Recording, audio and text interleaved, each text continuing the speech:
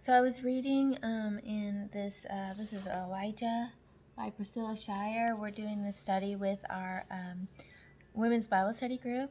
Um, by the way, I don't know if you can hear in the background, but my washer and dryer are singing. I got a new washer and dryer, and this washer sings. Kind of like la la la la la la. It's kind of funny. Anyway, our women's Bible study group is doing the study of Elijah, and the verse today was Jeremiah 48:11. I don't think I've ever heard this verse before, and it was really kind of interesting. It said, Moab has been left quiet since his youth, settled like wine on its dregs. He hasn't been poured from one container to another or gone into exile, so his taste has remained the same, and his aroma hasn't changed.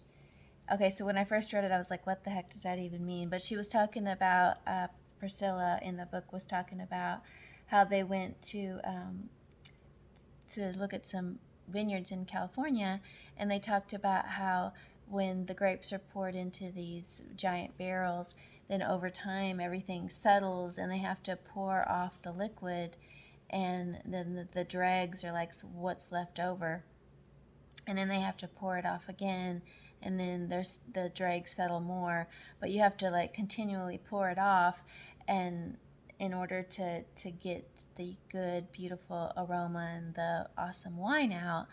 And so I think what they're talking about here in the verse is that because Moab was never exiled, because they never had anything really bad happen to them or anything challenging happen to them, their taste and aroma just stayed stale.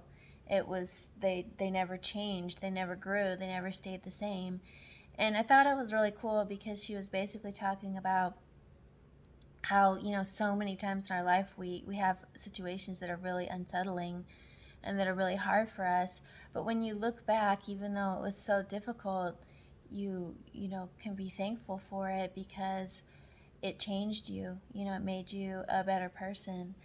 And I was thinking back on some of the times, that have been really hard for me. And there's different ones, but one of the things I was thinking about actually was just having newborns. And the first time I had a baby, that was like baptism by fire. And coming home with a child and taking care of them 24 hours a day and not sleeping and just all those things.